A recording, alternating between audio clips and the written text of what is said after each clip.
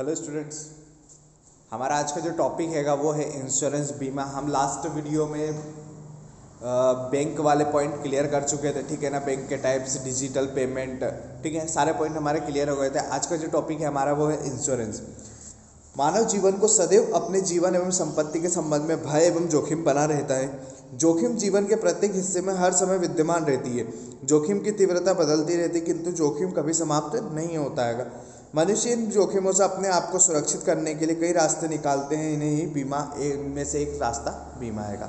Main चीज़ क्या आती है, आपकी लाइफ है कि इंसान हैगा, उसकी लाइफ में रिस्क बना हुआ है परमानेंट 24/7 उसकी लाइफ में रिस्क बना हुआ है। हम सुबह घर से निकलते हैं तो शाम को ये गारंटी नहीं है हम सही सलामत पहुंच जाएंगे, ठीक है ना। हम कोई काम कर रहे हैं, जरूरी नहीं कि वो अच्छा ही हो, ख़राब भी हो सकता है, ठीक है। जैसे ड्राइवर वगैरह रहते हैं कि जो गाड़ियाँ वगैरह चलाते हैं, हादसा हैगा, अनहोनी हैगा, किसी के साथ भी हो सकती है, कभी भी हो सकती है। इसका कोई टाइम नहीं होता कि आज शाम को 5 बजे होगी, कल होगी, नहीं, कभी भी हो सकती है। तो इन्हीं के लिए क्या करता है इंसान, क्या अनसिक्योर्ड है, हमारी लाइफ कोई सुरक्षित नहीं है कि हम कभी भी डेथ हो सकती है, कभी भी कुछ भी हो सकता है। तो इसीलिए क्या होता है कि हमें हमारे फ्यूचर को सिक्योर करने के लिए, ठीक है, हमारी अगर रिस्पॉन्सिबिलिटी है, हमारी जिम्मेदारी, अगर हमें कुछ हो जाता है तो हमारे पेरेंट्स की, हमारे परिवार की जिम्मेदारी, रिस्पॉन्सिबिलिटी कौन लेगा। तो उनकी लाइफ सेव करने के लिए या फिर हमारे आने वाली पीढ़ी के सेव करने के लिए क्या करा जाता है, इंश्योरेंस उनमें से ही एक साधन होता है। चलो ठीक है, आपके साथ कोई हादसा नहीं भी होता,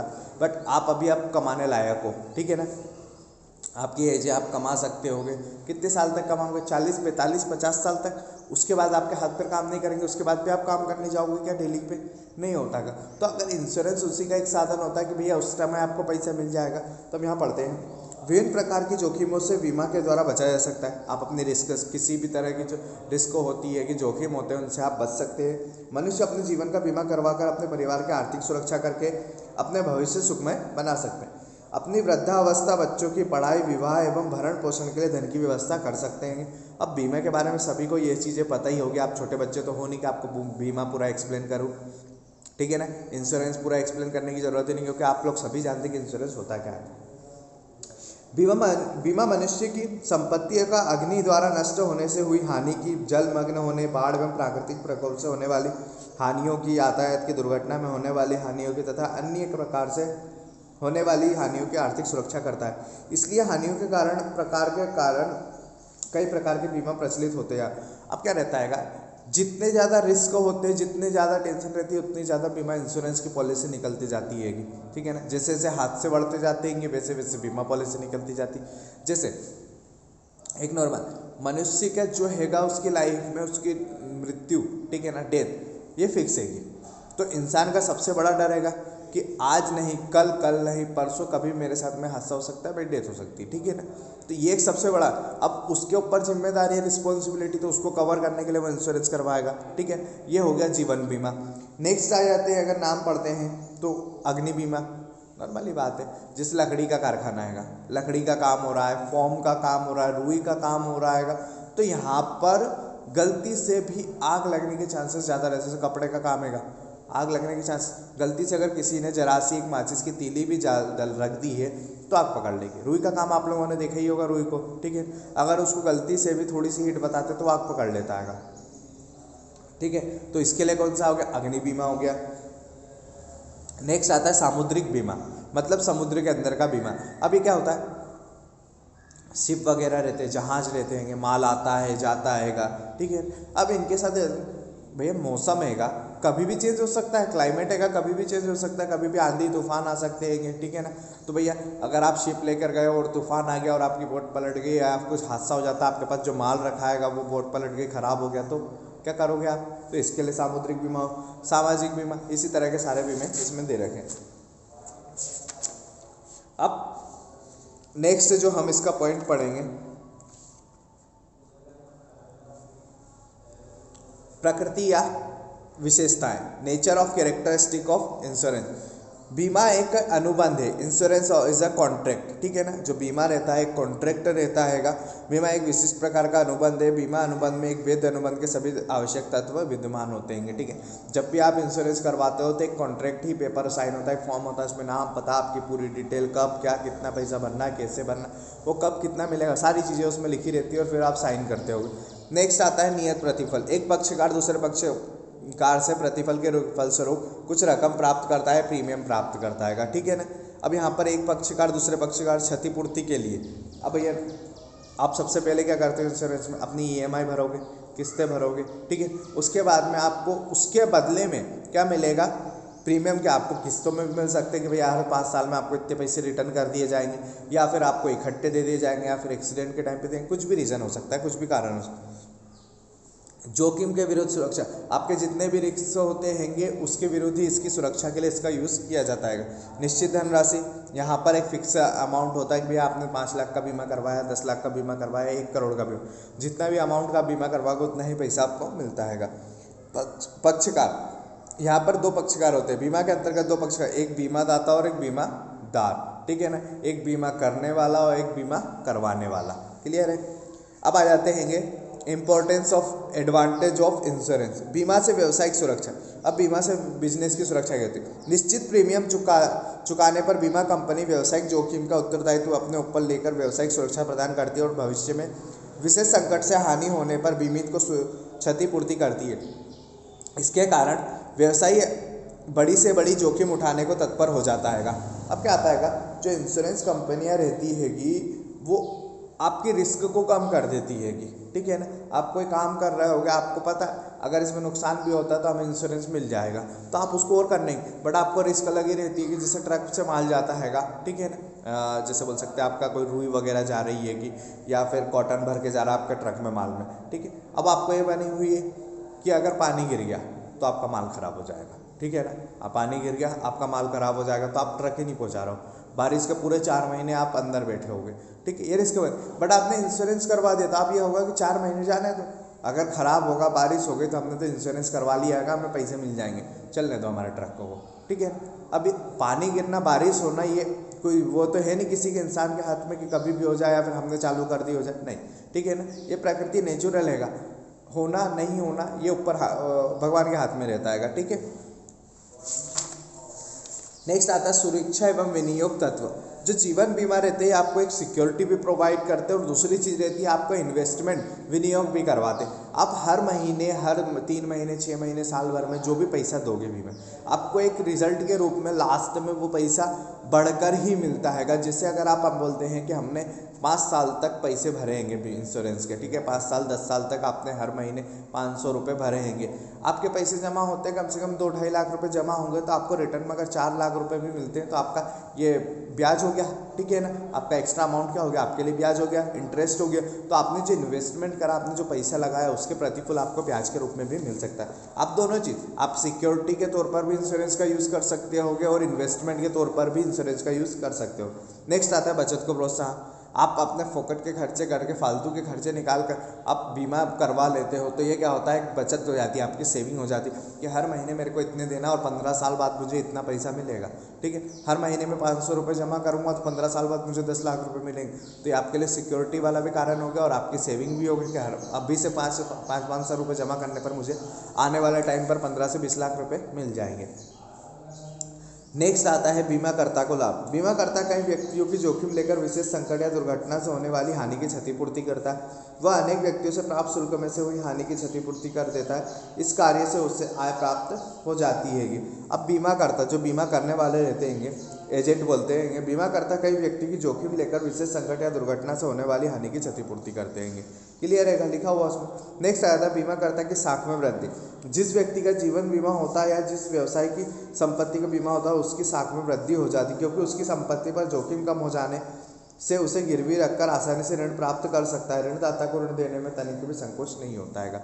अब मेन चीज़ आती है कि आपका जो इंश्योरेंस आपने करवा लिया है, फर्म का आपका इंश्योरेंस है, जैसे गाड़ी वगैरह का इंश्योरेंस रहता है, इंश्योरेंस करी हुई चीज़ को आप रीसेल कर सकते हो, किसी को गिरवी रख सकते हो कि नहीं, पता है इसको कितना भी यूज़ कर लो इसका पैसा हमें रिटर्न हो जाएगा, ठीक है ना। अगर एक्सीडेंट भी होता है तो पैसा कवर हो जाएगा, तो आप बेफिक्र होकर उसका यूज़ करते हो।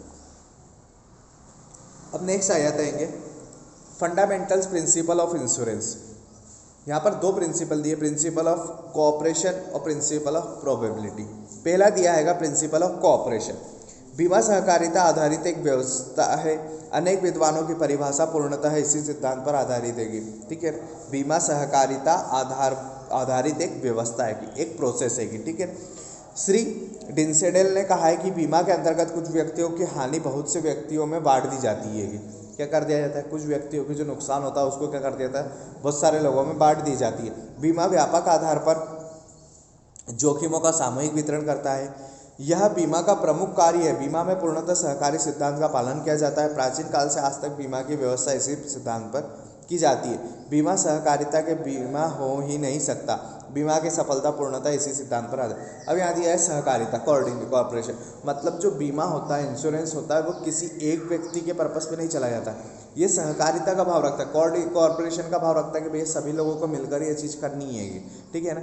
मैं अकेला हूँ, प्रीमियम भी मैं भर रहा हूँ और पैसा भी मुझे ही मिलेगा, नहीं, यह सभी के साथ में सारी चीज़ें करी जाती है कि सभी को मिलकर ही सारा काम करना पड़ता है। उदाहरण, मान लीजिए किसी बीमा कंपनी से 10,000 व्यक्तियों ने अपने जीवनों का बीमा करवाया, ठीक है।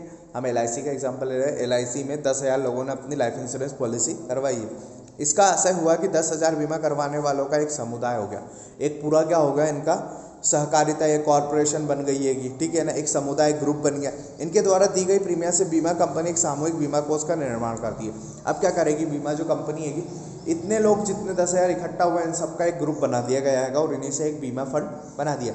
अब यदि किसी बीमित व्यक्ति की मृत्यु हो जाती है, 10,000 में से अगर एक की डेथ हो जाती तो उसके उत्तराधिकारियों को पैसा इसी सामूहिक कोष से दिया जाएगा, ठीक है ना। जो पैसा दिया जाएगा वो कौन से फंड में से दिया जाएगा, जो 10,000 लोगों का जो फंड बना है इसी में से, जो बीमा कराने वालों के सहयोग से बनाया गया है। इसी उदाहरण से यह स्पष्ट है कि बीमा सहकारिता पर आधारित व्यवस्था है। बीमा कंपनी एक मध्यस्थ है जिसे बीमा व्यवसाय से करने से कुछ लाभ होता है। उपयुक्त विवेचन के आधार पर कहा जाता है कि बीमा सहकारिता पर आधारित एक सामूहिक संगठन है जिनके द्वारा प्रत्येक बीमित व्यक्ति की जोखिम कराने वालों के पूर्व समुदाय में बढ़ जाती है। यहाँ पर जो 10,000 लोग हैं, इनका जो पैसा है, जितने भी यार हर महीने किस्त भर रहे हो, साल भर, इनका पूरा पैसा एक फंड में बना के रख दिया जाता है। किसको देना है, किसका आ रहा है, सारा पैसा इसी फंड में रखा जाता है। नेक्स्ट आता है संभाव्यता का सिद्धांत, प्रिंसिपल ऑफ प्रोबेबिलिटी। संभाव्यता का सिद्धांत बीमा व्यवसाय का दूसरा आधारभूत सिद्धांत है। गणित के सिद्धांत के आधार पर प्रीमियम का निर्धारण किया जाता है। संभाव्यता के सिद्धांत के द्वारा यह ज्ञात किया जाता है कि जो कुछ भूतकाल में हो चुका है, भविष्य में इसके होने की क्या संभावना है। बीमा में इस सिद्धांत के द्वारा यह मालूम किया जाता है कि जो घटनाएं पहले घटित हो चुकी है, भविष्य में उनके घटित होने की क्या संभावना। दूसरे शब्दों में यह कहा जा सकता है कि संभाव्यता किसी घटना के होने या ना होने की संभावना का एक मापदंड है। मेन चीज़ आती है कि अगर आपके पास्ट में कोई घटना घटी, ठीक है ना, मैं बोलना नहीं चाहता हूँ पर फॉर एग्जांपल ले सकता हूँ कि लास्ट ईयर या फिर आपके कुछ साल पहले शायद आप बाइक से जा रहे थे, कार से जा रहे थे, आपका एक्सीडेंट हो गया, ठीक है ना। या आपके मन में एक डर बैठी कि यार हम अगर गाड़ी से जाएंगे तो हमारा एक्सीडेंट हो जाएगा, हमें एक बार हो चुका है, ठीक है ना, हमें हॉस्पिटलाइज भी करा था, भर्ती करना पड़ा था, ठीक है, फ्रैक्चर वगैरह हुआ, तो आपके मन में एक डर बैठ गया। अब यहाँ पर इंश्योरेंस कि उसी डर के ही हिसाब से आपके मन में एक चीज़ बैठी है कि आने वाले टाइम पर अगर वापस से वही हादसा हो गया तो उससे बड़ा हादसा हो जाए, कोई चांसेस है क्या, कोई गारंटी नहीं है। तो यहाँ पर यही रहती है कि संभावना जताना, होगा नहीं होगा ये मायने नहीं रखता है, बट एक संभावना होना चाहिए, आपकी प्रोबेबिलिटी होना चाहिए कि अगर हो गया तो क्या करा जाएगा, ठीक है। इसीलिए बीमा कराया जाता है। अगर बीमा की पॉलिसी यही रहती हो गया तो अगर नॉर्मल सी बात है, बीमा जो कंपनी रहती है, ठीक है ना, इनके जो एजेंट आते हैं, आपको जो भी चीज़ बता के जाते हैं, ठीक है ना, वो एक प्रोबेबिलिटी रहती है, एक संभावना के आधार पर बता के जाते हैं, ठीक है ना, फिक्स नहीं होता है। उन्होंने बोला है कि आपका बाई चांस आपका एक्सीडेंट हो जाए, ठीक है ना, आपकी डेथ हो जाए, अगर एक्सीडेंट में होती है कि तो उसका पैसा आपको इतना दिया जाएगा, अगर आपकी नॉर्मल होती है तो इतना दिया जाएगा। अब ये चीज़ है, सभी को पता है कि हमारी डेथ फिक्स है, बस कब है कि ये कोई गारंटी नहीं है। तो एक प्रोबेबिलिटी के तौर पर या फिर संभावना के तौर पर ये लोग क्या बता के जाते हैं कि आपको इतना होना हैगा या फिर हो सकता हैगा, ठीक है ना। तो हमारे माइंड में वही बैठ जाता है। तो यहाँ पर वही प्रिंसिपल दिया कि जो भी चीज़ होती है कि वो क्या रहती है, संभावित रहती है, कि फिक्स नहीं रहती है। आजकल सभी बीमा कंपनी इसी सिद्धांत पर अपना व्यवसाय करती है। इस सिद्धांत के द्वारा जीवन बीमा में मृत्यु संख्यक तालिका बनाकर बीमा लागत ज्ञात करके प्रीमियम की दर निश्चित की जाती है, ठीक है। अब इस सिद्धांत का सफल प्रयोग भूतकालीन आंकड़ों तथा व्यवसायिक अनुभव के आधार पर किया जाता है। संभाव्यता के सिद्धांत का प्रयोग करते समय भविष्य की परिवर्तित परिस्थितियों को ध्यान में रखें। अब जो इंश्योरेंस कंपनियां रहती है जो प्रीमियम बनाती है, ठीक है, ये एक एज के हिसाब से बनाती है। जैसे अगर आप 20 ईयर्स के हो गए, 20 साल के हो गए, ठीक है, तो आपका प्लानिंग कब की रहेगी, वो 20 साल की बना के देंगे आपके लिए, 20 से 25 साल की। क्यों? क्योंकि उनको पता है कि आप 40 से 45 साल तक किस्तें भर सकते हो, आप काम करोगे, उसके बाद की एज आप फ्री हो सकते हो। अगर आपकी एज 30 साल की हैगी, ठीक है ना, तो अब आप नॉर्मली बात है कि उनको आप किस्त कितनी चाहिए, नॉर्मल सी बात है 15 साल की। क्यों? क्योंकि एज क्या डिफरेंट बना रखी उन्होंने, 40 से 45 साल की, ठीक है। उसके अलावा भी फिर अगर आपकी एज 35 साल हैगी तब आपके लिए कितने 5-7 साल की, ऐसी ही पॉलिसी वो अलग अलग बना के बताएंगे कि नहीं आप इतनी एज है, आप ये वाली पॉलिसी ले लीजिए। इसका ये कारण क्या है, उन्होंने एक एवरेज लगा रखा है कि नॉर्मल से एक आदमी 40 से 45 साल की एज तक अपनी EMI भर सकता है, ठीक है ना, मतलब वो काम कर सकता है। डेथ की बात आती है तो उन्होंने एक फिक्स रख दिया कि 50 से 55 साल में इस व्यक्ति के या फिर इस क्षेत्र के लोगों की डेथ हो जाती है। एक पुराना जो बोल सकते हैं पास्ट में जो चीज़ बीती है उसी को क्या मानते हैं लोग, बेस मान के आगे की प्लानिंग करते हैं, ठीक है ना। अब ये तो हो गया हमारे प्रिंसिपल। अब आ जाता है स्पेसिफिक प्रिंसिपल ऑफ इंश्योरेंस, बीमा के विशिष्ट सिद्धांत। पहला जो सिद्धांत है बीमा योग्य हित। प्रत्येक बीमा संविदा में बीमा कराने वाले बीमित व्यवसाय में बीमा योग्य हित होना जरूरी है। बिना बीमा योग्य हित के प्रत्येक बीमा संविदा जुए की भांति होती, जो कि भारतीय अनुबंध अधिनियम के अनुसार व्यर्थ है। बीमा योग्य हित का आशय बीमित विषय में बीमादार के वित्तीय हित से है, जिसकी सुरक्षा से वित्तीय लाभ हो या उसकी हानि या नष्ट होने से वित्तीय हानि। यह साफ दे रखा है कि बीमा योग्य हित, ठीक है ना। अगर आपने इंश्योरेंस करवाया हैगा, ठीक है, इंश्योरेंस करवाते समय सारी डिटेल आप पूरी क्लियर पढ़ो कि कौन सी चीज़ पर हमें कितना पैसा मिलेगा, ठीक है। जैसे आपसे बोला है कि आपकी डेथ होने पर आपको 5 लाख रुपए दिए जाएंगे, ठीक है ना। अब आपको कंडीशन यहाँ पर दो देखनी है कि भैया नॉर्मल डेथ पे 5 लाख रुपए मिलेंगे या फिर एक्सीडेंटल डेथ पे। मतलब नॉर्मल डेथ मतलब आप घर में हो और नॉर्मल आपकी डेथ हो गई, ठीक है ना, या फिर एक्सीडेंटल आपको गाड़ी वगैरह पे गए हो, कोई दुर्घटना आपके साथ में हो गई तो मिलेगा, ठीक है ना। आपको ये पॉलिसी चेक करनी। अगर उसमें लिखा है एक्सीडेंटल बट अगर आपने घर में डेथ हुई है और आपने लिख दिया कि एक्सीडेंटल है तो पॉलिसी आपको बीमा पैसा तो ना मिलेगा। क्यों देगी? क्योंकि उसमें क्लियर लिखा है कि आपको जो 5 लाख रुपए मिलेंगे वो एक्सीडेंटल मिलेंगे, ठीक है ना। उसके बाद की कंडीशन ये आ जाती है कि अगर वो पैसा, क्लियर बात है, आपकी डेथ हो गई आपके पास तो आना ही नहीं है। अब पैसा किसके पास आ जाता है? किसी और के पास में, मतलब उत्तराधिकारी बोलते हैं, जिसे नॉमिनी आपने करा होगा, आपके पेरेंट्स को करा होगा, आपके सिस्टर को करा होगा, आपके ब्रदर को करा होगा, आपके घर में से किसी को भी आपने नॉमिनी करा कि भैया मेरी डेथ होने के बाद में पैसे। तो ये सारी चीज़ें आपको क्लियर करनी पड़ेगी वहाँ पर, ठीक है ना। बीमा का पैसा उन्हें ही दिया जाता है या फिर उसी कंडीशन में दिया जाता है जो कंडीशन वैलिड हो, ठीक है ना। अनवैलिड कंडीशन पे इंश्योरेंस का पैसा कभी भी नहीं दिया जाता हैगा, ठीक है। नेक्स्ट आता हैगा परम सद्विश्वास। बीमा की संविदा परम सद्विश्वास पर आधारित है, अर्थात इस संविदा में दोनों पक्षकारों को बीमा संबंधी समस्त महत्वपूर्ण तथ्यों को एक दूसरे को बता देना चाहिए जो उनकी जानकारी में हो। यदि बीमा संविदा में कोई पक्षकार किसी महत्वपूर्ण तथ्य के संबंध में मिथ्या प्रदर्शन, गोपन या अप्रकटीकरण करता है तो अनुबंध का दूसरा पक्षकार संविदा को अमान्य घोषित कर सकता है, ठीक है ना। 2 व्यक्ति है, एक एजेंट और एक आप। अब यहाँ पर ये कंडीशन आती है कि दोनों व्यक्ति को जो भी जानकारी देते हैं वो सही से दे। बीमा करने वाला व्यक्ति अगर बीमे के बारे में, इंश्योरेंस पॉलिसी के बारे में सारी जानकारी सही देगा, ठीक है ना, तो यही एग्रीमेंट वैलिड होगा। और जो बीमा करवा रहा है वो अपने बारे में सारी डिटेल क्लियर देगा तो ही वो एग्रीमेंट क्लियर माना जाएगा। अगर दोनों व्यक्ति एक दूसरे से झूठ बोल रहे होंगे तो वो पॉलिसी क्या हो जाती है, कैंसिल हो जाती है। क्षतिपूर्ति। बीमा का प्रमुख उद्देश्य होता है भविष्य होने वाली घटनाओं से उत्पन्न होने के लिए प्रावधान करना, न कि लाभ प्राप्त करना, ठीक है। इंश्योरेंस का मेन मोटिव क्या होता है कि जो फ्यूचर में, इन फ्यूचर जो भी प्रॉब्लम्स आने वाली, जो रिस्क हो रहे हैं, जो घटनाएं घटने वाली, उनके लिए सिक्योरिटी प्रोवाइड करना, ना कि प्रॉफिट कमाना, ठीक है ना। इंश्योरेंस पॉलिसी का ये मोटिव नहीं है कि प्रॉफिट कमाना, सिर्फ उनका ये मोटिव है कि आपके आने वाले भविष्य में जितनी भी लॉसेस हो रहा है, प्रॉब्लम आ रही है, उनका सॉल्यूशन निकालना। नेक्स्ट आता है स्थान ग्रहण या प्रत्यासन का सिद्धांत। यह सिद्धांत अग्नि बीमा एवं समुद्री बीमा लागू होता है। इस सिद्धांत के अनुसार क्षतिपूर्ति करने के पक्षकार तीसरे पक्षकारों से हर्जाना आदि प्राप्त करने के लिए बीमादाता बीमादार का आसन ग्रहण कर लेता है। इस नियम के लाभ बीमा कंपनी को बीमादार की क्षतिपूर्ति करने के बाद ही मिलते। साथ ही बीमादाता को केवल वे ही अधिकार प्राप्त होते हैं जो बीमादार को किसी तीसरे पक्षकार के विरुद्ध प्राप्त है। उदाहरण, यदि किसी व्यक्ति का मकान अग्नि से नष्ट हो जाता है और बीमा कंपनी मकान मालिक को हानि की क्षतिपूर्ति दे देती है तो क्षतिग्रस्त मकान के ईंट पत्थर आदि पर बीमा कंपनी का अधिकार हो जाएगा। ठीक है ना। एग्जाम्पल क्लियर है आप लोगों को कि अगर कोई मकान हैगा, कोई घर बना है, अगर उस पर आपने इंश्योरेंस करवा लिया हैगा घर का, ठीक है ना, और वो आग से नष्ट हो गया, खराब हो गया, अब यहाँ पर इंश्योरेंस कंपनी ने आपको पैसा दे दिया है, ठीक है, तो अब जो मलबा निकलेगा वहाँ का, जो ईंट निकलेगी, पत्थर निकलेंगे, दरवाजे खिड़की, जो बचा हुआ सामान रहेगा उस पर किसका अधिकार होगा? बीमा कंपनी। क्यों? क्योंकि मकान का पैसा आपको दे चुकी हैगी। नेक्स्ट रहता है निकटतम कारण। इस सिद्धांत के अनुसार बीमा कंपनी केवल उन हानियों की पूर्ति करती है जो पॉलिसी में वर्णित जोखिमों का परिणाम होती।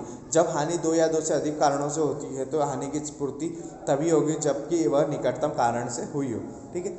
अब यहाँ पर एक चीज़ रहती है, पॉलिसी में आपको क्लियर दिया जाता है, जैसे आपने बोला है कि आपने आग से अग्नि बीमा करवाया, ठीक है ना, कि अगर आग से आपका नुकसान होता हैगा तो ही आपको पैसा मिलेगा। क्लियर रहेगा। तो यहाँ पर जब तक आग नहीं लगेगी तब तक आपको पैसा नहीं मिलेगा, ये चीज़ होती। अगर 2 चीज़ एक साथ में हो जाती है कि तूफान आया, ठीक है ना, तूफान आ रहा है, बारिश हो रही है और ऊपर से बिजली गिरी, ठीक है, और बिजली आपके घर पे गिरी और आग लग गई। अब यहाँ कारण देखा जाएगा कि भैया पानी से गिर रही है, मकान आपका गिरा है कि बिजली गिरने से। अब 2 कारण है, एक बिजली गिरना और एक आग लगना। तो जो सबसे इजी कारण या फिर जो सबसे ज़्यादा मेन मोटिव होगा ना, जो सबसे बड़ा कारण होगा, उसको रख के हिसाब से ही इंश्योरेंस पॉलिसी दी जाएगी। ठीक है ना। अब आ जाते हैं, अब यहाँ पर 2 रहते हैं, री इंश्योरेंस एंड डबल इंश्योरेंस। ठीक है ना, पुनर्बीमा और डबल बी इंश्योरेंस। प्रत्येक बीमा कंपनी अपने ऊपर जोखिमों का भार एक निश्चित सीमा तक ही ग्रहण कर सकती है। ठीक है ना। कोई भी कंपनी होती है उसकी एक पॉलिसी फिक्स होती है कि वो उसका ये बोल सकते हैं अपना रिस्क एक फिक्स पॉलिसी तक ही ले सकती है, परंतु वह किसी लाभप्रद अवसर आने पर अपनी सामर्थ्य से बाहर जाकर भी जोखिमों को वहन कर लेती है। ऐसे मामलों में वह बीमा पत्र के आंशिक भाग का बीमा किसी दूसरे बीमा कंपनी से कराकर अपने हित की रक्षा कर सकती है। इसे पुनर्बीमा के नाम से जाना जाता है। ठीक है ना। अब पॉलिसी जितनी हैगी कि भाई मैं 5 लाख रुपए का बीमा करूँगा, उसके बाद का जो अमाउंट है वो किसी और बीमा कंपनी से इंश्योरेंस करवा दिया जाता है। जैसे एग्जाम्पल, एक्स कंपनी एक ही फैक्ट्री का 5 करोड़ रुपए का बीमा करने को सहमत है। कितने का? 5 करोड़। परंतु वह इसे अकेले करने में जोखिम समझती है। वह सोचती है कि 5 करोड़ रुपए का इंश्योरेंस मैंने करा है तो मेरे लिए शायद नुकसान हो जाए। एक्स कंपनी इस बीमित राशि का एक भाग, माना कि 2 करोड़ रुपए का पुनर्बीमा अन्य बीमा कंपनी से करा देती है। ठीक है। कंपनी का 5 करोड़ का ही बीमा हो रहा है, लेकिन 3 करोड़ का खुद करेगी और 2 करोड़ का किसी और से करवाएगी। तो अब वो रिस्क क्या हो गया? आधा आधा दोनों कंपनियों में बढ़ गया। इसे ही क्या बोलते हैं? री इंश्योरेंस या पुनर्बीमा। अब आता है डबल इंश्योरेंस। जब एक ही व्यक्ति एक ही जोखिम के संबंध में एक से अधिक बीमा कंपनी से बीमा करवाता है और बीमा कराई जाने वाली कुल बीमित राशि विषय वस्तु के मूल्य से अधिक होती तो यह दोहरा बीमा कहलाएगा। ठीक है ना। जैसे एक ही कंपनी से आपने एक ही पॉलिसी की डबल तिबल पॉलिसी करवा ली है। जैसे आपके पास में बोल सकते हैं कोई घर हैगा, आपने उसका एक बीमा LIC से करवा लिया, एक अदर किसी कंपनी से करवा लिया, एक किसी और कंपनी से करवा, ऐसे आपने 2-3 कंपनियों से उसी चीज़। अब भैया वैल्यू कितनी है कि उस मकान की? 10 लाख रुपए। आपने 10 लाख का बीमा बट 3 जगह से करवाया, तो अब मकान की कीमत कितनी होगी? 30 लाख रुपए। बट एक्चुअली मकान की कीमत कितनी है? ओनली 10 लाख रुपए। तो ऐसी बीमा पॉलिसी को क्या बोला जाता है? डबल इंश्योरेंस बोला जाता है। उदाहरण, गोपाल अपनी 6 लाख रुपए की गृह संपत्ति का बीमा 5 लाख रुपए के लिए एक्स कंपनी से, 2 लाख रुपए के लिए वाई कंपनी से, तो यह दोहरा बीमा कहलाता है। ठीक है ना। 6 लाख रुपए की आपका मकान की वैल्यू हैगी, 5 लाख रुपए का आपने एक्स से और 2 लाख रुपए का आपने वाई से, तो आपकी टोटल वैल्यू कितनी होगी? 7 लाख रुपए। यह दोहरा बीमा डबल इंश्योरेंस कहलाता है। परंतु यदि वह अपने मकान का बीमा दोनों कंपनी से 3-3 लाख रुपए के लिए करवाता है तो यह दोहरा बीमा नहीं कहलाएगा। ठीक है ना। 3-3 लाख रुपए से करवाता है तो डबल बीमा नहीं, क्योंकि बीमा कराए गए विषय वस्तु का मूल्य कुल बीमित धनराशि के बराबर रहेगा। कारण क्या हैगा? क्योंकि जितने मकान की कीमत कितनी? 6 लाख रुपए, तो डबल इंश्योरेंस 3 लाख का 3 लाख का होगा 6 लाख रुपए। ठीक है। हाँ, 6 लाख से ज़्यादा होता ना तो फिर डबल इंश्योरेंस कहलाता, बट जब तक वो क्या कहलाएगा? नॉर्मल इंश्योरेंस कहलाएगा। अब नेक्स्ट आ जाता है इंश्योरेंस एंड एश्योरेंस। 2 जैसे गारंटी और वारंटी होती है ना, वैसे यहाँ पर 2 वर्ड होते हैं, इंश्योरेंस एंड एश्योरेंस। बीमा व्यवसाय में इंश्योरेंस एवं एश्योरेंस दोनों शब्दों का पर्यायवाची रूप में प्रयोग किया जाता है। जैसा आप जानते हैं कि इंश्योरेंस शब्द का हिंदी अर्थ बीमा है, किंतु एश्योरेंस का हिंदी में अर्थ वादा या वचन कहा जाता है। एश्योरेंस शब्द का प्रयोग जीवन बीमा के लिए किया जाता है। किसके लिए? जीवन बीमा मतलब LIC के लिए किया जाता है। इसका तात्पर्य यह है कि जीवन बीमा में बीमित व्यक्ति या बीमित की मृत्यु होने की दशा में नामित को बीमा राशि का भुगतान अवश्य ही किया जाएगा। अब कंडीशन ये आती है कि अगर किसी व्यक्ति की डेथ हो जाती है कि LIC आपने करवाई है, लाइफ इंश्योरेंस पॉलिसी, उसमें अगर किसी व्यक्ति की डेथ हो जाती है तो उसकी कंडीशन में क्या करा जाता है कि उसका जो नॉमिनी हैगा, जिसका उत्तराधिकारी है, उसको पैसा देना एक एश्योरेंस है, मतलब वादा है, वचन है कि अगर आपकी डेथ हो जाएगी तो आपके बच्चों को, जिसका आपने नाम लिखा, उसको आपके बीमा का पैसा दे दिया जाएगा। एश्योरेंस शब्द का प्रयोग जीवन बीमा के लिए, सॉरी हो गया, एश्योरेंस शब्द का प्रयोग क्षतिपूर्ति के अनुबंध अर्थात अग्नि बीमा या समुद्री बीमा में किया जा सकता है। सॉरी, एश्योरेंस का हमेशा वर्ड किस में यूज़ किया जाता है? Life insurance. बाकी इंश्योरेंस का पैसा यूज़ किस में किया जाता है? अग्नि बीमा या फिर समुद्री बीमा। इसका आशय है कि बीमित अवधि में बीमित घटना घटित होने पर भी बीमित को क्षतिपूर्ति की राशि अन्यथा नहीं दी जाएगी। एक टाइम पीरियड हैगा कि भैया आपने साल भर के लिए बीमा करवाएगा, उस टाइम पीरियड में अगर एक्सीडेंट होता है, कोई नुकसान होता है तो ही हम पैसा देंगे, वरना नहीं देंगे। जैसे गाड़ी का बीमा करवाते, हम साल भर का करवाते हैं कि साल भर के अंदर हमारे साथ कोई घटना घटती है तो उस पॉलिसी के तहत हमें पैसा दिया जाएगा, बट अगर वो साल भर के बाद होती है तो बीमा पॉलिसी हमें पैसा नहीं देगी। अब नेक्स्ट आ जाता है टाइप्स ऑफ बीमा। सबसे पहला आता है जो है वो आपका लाइफ इंश्योरेंस। यह सबसे महत्वपूर्ण बीमा है। इसमें एक व्यक्ति अपने जीवन का आर्थिक बीमा योग्य हित रखने वाले व्यक्ति के जीवन का बीमा करवा सकता है। ठीक है, आप अपनी फैमिली की सिक्योरिटी के तौर पर अपनी लाइफ का बीमा करवा लेते हो। बीमित को मासिक, त्रैमासिक, अर्धमासिक या वार्षिक बीमा शुल्क जमा करनी पड़ती, ठीक है ना। आप मंथली किस्त बनवा लो, आप क्वार्टरली किस्त बनवा लो, हाफ ईयरली बनवा लो या फिर ईयरली बनवा लो। बीमा कर्ता की मृत्यु हो जाने पर उसके उत्तराधिकारी को या निश्चित अवधि तक उसके जीवित रहने पर उसे बीमा राशि लाभ सहित भुगतान कर दी जाती है। ठीक है, एक टाइम पीरियड आपने 15 साल के लिए बनवाया, 20 साल के लिए बनवाया, अगर बाय चांस कुछ रीज़न की वजह से डेथ हो जाती है कि उस इंसान की, तो पैसा उसकी फैमिली को मिल जाता है। बट पॉलिसी हो गई है, 20 साल कंप्लीट होगा और वो व्यक्ति जीवित हैगा तो पैसा फिर उसे ही दिया जाता है। जीवन बीमा व्यक्ति एवं परिवार को आर्थिक सुरक्षा प्रदान करता है। व्यक्ति की मृत्यु पर उसके परिवार के सदस्यों को बीमा की रकम मिल जाने से वे असहाय, अनाथ होने से, आर्थिक कठिनाइयों से बच सकते हैं। अगर भैया घर का जो करने वाला व्यक्ति है, जो कमाता है, अगर उसी की डेथ हो जाए तो आगे वाले पीढ़ी के लिए क्या होगा, तो इसीलिए बीमा जरूरी है। ठीक है, अब हम नेक्स्ट पॉइंट पे आ जाते हैं। अब इसके एडवांटेज डिसएडवांटेज आप लोग कर लेंगे। अब हम नेक्स्ट पॉइंट पे आ जाते हैं, वो है अग्नि बीमा, फायर इंश्योरेंस। इस बीमा में अग्नि द्वारा होने वाली जोखिमों का बीमा किया जाता है। कोई भी व्यक्ति अपनी चल अचल संपत्तियों का अग्नि बीमा करवा सकता है। इसमें नियत शुल्क के बदले बीमा कंपनी निश्चित अवधि में अग्नि होने से हानि की क्षतिपूर्ति का दायित्व है। यह बीमा व्यापार, उद्योग एवं व्यवसाय को संरक्षण प्रदान करता है। दुर्भाग्य से अग्नि द्वारा संपत्ति नष्ट हो जाती है तो बीमा कंपनी द्वारा क्षतिपूर्ति बीमा को किए जाने वाले आर्थिक संकट से बचा सकते हैं। ठीक है ना, आपने फायर इंश्योरेंस करवा लिया हैगा, आपने एक ही बार में पूरे पैसे दे दिए और साल भर के लिए, जिससे हम गाड़ी का इंश्योरेंस करवाते हैं। ठीक है ना, 2000 3000 जो भी बीमा हुआ है हमने एक साल के लिए उसको करवा लिया हैगा। अब एक साल के अंदर हमारी गाड़ी के साथ में कोई सी भी अनहोनी होती है, एक्सीडेंट होता है तो उसका पैसा कौन भरेगा? बीमा कंपनी देगी। ठीक है ना, जो भी एक्सीडेंट क्लेम होगा वो सारा पैसा बीमा दे। तो वैसे फायर इंश्योरेंस का भी रहता हैगा कि अगर आपने फायर इंश्योरेंस करवा लिया हैगा और एक टाइम पीरियड के लिए कि 1 साल के लिए, 2 साल, 5 साल, जितने भी साल के लिए आपने करवाया हैगा, उतने साल में अगर कोई अनहोनी होती है, आग लगती है, सिर्फ आग लगने वाली अनहोनी, ठीक है ना, तो ही आपको पैसा दिया जाएगा, वरना नहीं दिया जाएगा। और टाइम पीरियड होने के बाद में आपको वापस इंश्योरेंस करवाना पड़ेगा क्योंकि उसके बाद वो वैल्यू खत्म हो जाएगी। ठीक है, ये हो गया हमारा फायर इंश्योरेंस। अब नेक्स्ट आ जाते हैं मरीन इंश्योरेंस, सामुद्रिक बीमा।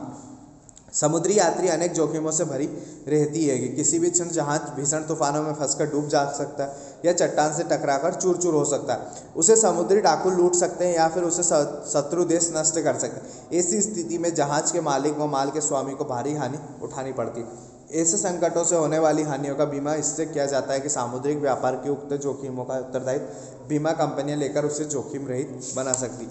अब आप समुद्र में जा रहे होगे, ठीक है ना, तो वहाँ पर रिस्क बने हुए हैं, यहाँ पर आपको नाम दे रखे बहुत सारे रिस्कों के, तो यहाँ पर कभी भी कोई सी भी घटना हो सकती। इसीलिए इसका भी बीमा एक टाइम पीरियड या फिर समुद्र का एक बीमा की एक पॉलिसी रहती है कि यहाँ पर एक समय के हिसाब से, एक सफ़र के हिसाब से कि आपको इंडिया से ये बोल सकते श्रीलंका जाना है, ठीक है ना, या फिर इंडिया से आपको अमेरिका जाना है, ये फ्रांस जाना हैगा, ठीक है ना, आप कहीं भी जा रहे होगे तो उस सफ़र के लिए यहाँ से वहाँ तक जाने का भी बीमा हो सकता है। ठीक है ना, जाके वापस आने का भी बीमा हो सकता हैगा, एक टाइम पीरियड साल भर का हो सकता है, एक सफ़र का हो सकता है, क्योंकि नॉर्मली बात है जो शिप का सफ़र रहता हैगा, जहाज़ का सफ़र रहता है, ये लंबा रहता हैगा, तो उस सफ़र के लिए हो सकता है या फिर टाइम पीरियड के लिए हो सकता है। जैसे बोल सकते हैं आपने वो अंदाज़ा लगा लिया कि मेरे को इंडिया से अमेरिका जाना हैगा शिप द्वारा, ठीक है ना, तो भैया उसमें 4 महीने लगे 6 महीने लगे, सफ़र पूरा होने में भले साल भर में हम लोग वहाँ तक पहुँचे, उससे फ़र्क नहीं पड़ता हैगा, लेकिन बीमा कहाँ का, पूरे सफ़र का, ये एक पॉलिसी होगी।